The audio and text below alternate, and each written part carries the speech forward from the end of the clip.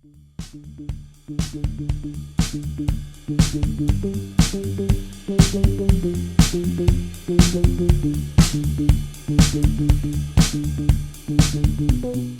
everybody, and welcome to another edition of Speaker Stories. This week, we've got Dr. Kira Timm. She's with the USGS, and she is our April speaker coming up April 30th. You can register for our presentations through rmssepm.org, and you can join us either in person. We have lunch down at the Wincoop Brewing Company in downtown Denver. Otherwise, you can also join virtually through Zoom. Either way, you got to register. So hit us up at rmssepm.org, and you can find the link to sign up there. We really look forward to it. It's going to be a great talk on the Niobrara and organic material and how it moves about the basin. Dr. Kira or Dr. Timm, thanks so much for joining me today. And how are you doing? I'm well. Thanks for having me here. Great. Let's just get into it. So tell us about, where are you from? I'm originally from Kansas City, Missouri, but I've traveled quite extensively in my adult life. So I've lived actually all over the world. Oh, okay. And how did you get into geology? Before I was born, my mom actually worked at the Missouri Geological Survey as a secretary. While she was there, she built quite a extensive rock collection because the geologists would always bring her back samples and tell her about them. And so growing up, I spent a lot of time looking at her collection and hearing stories about a geologist that worked there. His name was Donald Duck, and he was older than the cartoon character. Uh, so later on in high school, I was part of a science program called Science Olympiad. And at a competition, I was placed in the geology event because the person who was supposed to be in there was ill. And I hadn't studied for it, hadn't prepared for it. Everyone else had books to help them during the event, and I placed second. So I kind of figured I had a knack for it, and I began actually studying geology and placed first in that event from then on. And when it came time to pick my major in university, I decided I wanted to continue learning about geology. Very cool. So, and when you were growing up, did you do road trips and look at outcrops and things, or since your mom was close to geology, what's Not as much as you'd think, but I was always that kid that had rocks in my pocket from any interesting rock that I found throughout the day. So, excellent? Yeah, yeah, that's always that seems like a common story, and that's I think that's where a lot of kids start out with rocks in their pockets, and that's good. So you mentioned university. Where did you go to school?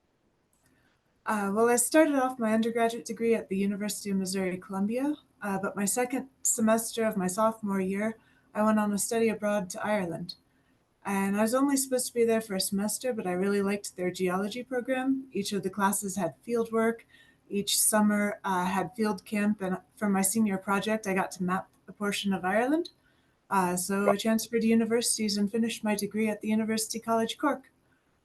Oh, Um, wow. yeah, a little bit different. And from there, I went to New Zealand to work on a master's degree.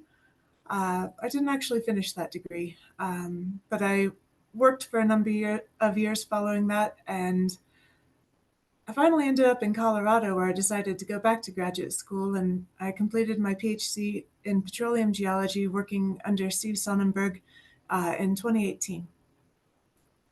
Okay. So, yeah, I want to go back maybe a little bit to your undergraduate studies because that sounds really interesting. What's when you first got into the University of Missouri, what did you know you wanted to be a geologist? Did you take some courses to kind of feel your way through it, or were you dead set on it? When I started, I was an education major, and I took a couple of geology courses and went, I really do like geology. I want to continue studying it. So, Okay, great. And then tell me a little bit about Ireland. What kind of geology were you looking at over there? What was your senior project? Okay. Well, their program is uh, a bit different than the programs in America, where you have to do a lot of, uh, gosh, what do they call it? Standard education stuff, where you have to take, you know, government classes and stuff that are outside of your major. They don't do that in Ireland. Every class that I took there was related to geology. So Oh, I rather liked that. And you know, Ireland is a great place to study geology. It has an orogeny going right through it, the Caledonian orogeny. Uh, so it has, there's wonderful structure, there's wonderful sedimentary geology, metamorphic and igneous geology there. And, you know, field camps were fun. We went all over Ireland for field camps. My senior camp, we actually went to Scotland and studied there. And for my research project, I mapped a small island off the west coast of Ireland called Achill Island. wow. It's low grade metamorphic rock. Ah, very cool. Yeah. Very. That sounds fantastic. And then from Ireland, you went to New Zealand and studied abroad. Can you tell us a little bit about what that was like? Sure. I went to study at the University of Dunedin, uh, and I really thought I wanted to be a geophysicist at that time. Uh, but what I really liked was interpreting geophysical data, not actually doing the processing of the geophysical data. And the degree ended up a lot more processing than interpretation. So that's, it just wasn't really for me. Yeah. Okay. Yeah. Excellent. So sounds like traveling is something you like to do. Anywhere else that you've any favorite places you've traveled to abroad? Oh, New Zealand was a fantastic place to live. The people there are super nice. I didn't actually even rent a place in New Zealand. I just house sat for people. So, Oh, cool. yeah. Okay. And then you ended up in Colorado. And what'd you work on once you got to Colorado for your PhD? Oh, okay. For my PhD, I worked on the Niobrara and the Sharon Springs in the Canyon City embayment specifically, which Okay. is the oldest oil producing region in Colorado, and it's still producing today. Wow. That's, Okay. yeah. Great. And then how did you end up at the USGS? Um, so 2020, I guess it was early 2020, I applied for the position. They were filling up a lot of positions because people had retired, and I applied frankly not expecting to get hired there. It had actually always been my dream to work at the USGS, and yeah, that I got the position was astounding to me, and it's been a great place to work. I've really enjoyed my time there and the research that I get to do. I've had the opportunity to drill a core, uh, and it's just been a lot of fun and a lot of interest. I run a microscope lab for them, and uh, yeah, Yeah, it's congratulations. thanks. That's yeah. What so you mentioned you drilled a core. Where did you drill a core well? Uh, East of Pueblo, in a little town called Sugar City. So it is the Sugar City core. Oh, okay. Um, yeah, and it goes through the Sharon Springs, through a couple of transitional members, and into the top of the Niobrara, through the Niobrara A and the top of the Niobrara B. Wow. Fantastic. I mean, one of my favorite things that I've done in my career is being part of a core project and being the first person to see first person on Earth to see those rocks. I mean, that's just such a fantastic feeling to be out there and and look at really truly fresh rock. That's really neat. Yeah. Um, were you on site for that experience? Were you there Yep. picking core points? And yeah, Oh, excellent, yeah. Yep. I excellent. got to go from the start to, setting the top casing and had to figure out how much alluvium we had to get through first and all that. it was a new experience. I had never drilled a core before. Yeah, So, it's been really fun. Cool. hmm? So, and then you mentioned you run the microscope lab at the USGS. Can you tell us more about that work? What you're doing? Sure. We have a few microscopes in my lab.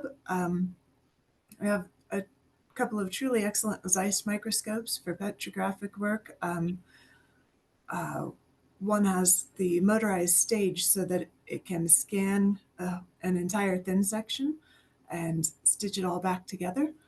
Wow, So yeah, that's pretty neat. And it also will take the image in both plane polarized and cross polarized light simultaneously, so you can uh, compare points easily.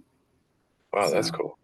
yeah, it's a neat microscope. And we have a similar one, but without the motorized stage that has fluorescence capabilities to it. And then I have a cold cathodoluminescent scope and a fluid inclusion scope that I'm still working on getting up and running.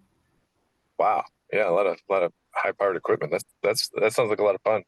Yeah, it's a fun position to get to run that and keep my microscopes up and going. Yeah, yeah, excellent.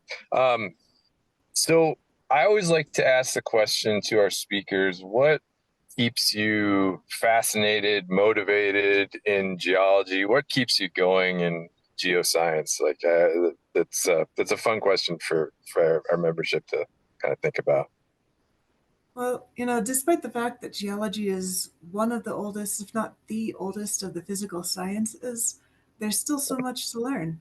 And, well, the principle of uniformitarianism tells us that, the present is the key to the past. We're constantly learning new things about what is going on in environments today that changes and alters our perception so that we have better understanding of what happens in the past. A little bit of a nerdy reference, but I kind of think of it like being Doctor Who, and the rocks are our TARDIS to travel back in time and look at these mysteries and uh, try to understand the past and maybe even get a little bit of a glimpse into the future. Yeah, that's great. That's great. I always think about that when I'm looking at any outcrop too, and yeah, yeah, it's kind of mind blowing in a way. Uh, Mm-hmm.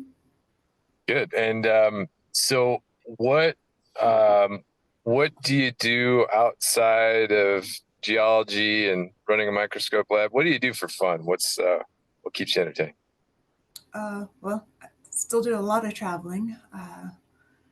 My husband and I try to travel as much as we can, but I also like to do a lot of DIY activities around my home. Uh, Learned how to do tiling this last year. That was fun. And Oh, um, I do a lot of art actually. I oh, paint what and kind of art? Okay. So, yeah, I paint and do wood burnings. oh, Yeah. do you have an online presence for your work where viewers can see your work? Um, I did at one point. I need to get it back up and running. Uh, been trying to talk my husband into taking that over for me actually. Ah, yeah. Yeah, fair enough. Fair enough. And any travel plans for this year? What's your I guess what's your next destination? Where's the Um, so later in the year, we're headed to Amsterdam and Paris. So just for a little amazing? week vacation. Yeah, that sounds fantastic. Yeah. Good. All right. So your talk is coming up April 30th. What can we expect, and who should attend, and what just give you an opportunity to kind of plug the talk for our membership. Sure. We're going to be looking a lot at the depositional processes for the Niobrara Formation, and it'll be a bit more of a regional study, not just focused on the DJ where it is the best producer. You can expect a lot of petrographic images, SEM, even some scanning electron microscopy. Uh, so if you have an interest in microphotography and depositional environments, come along. It should be fun.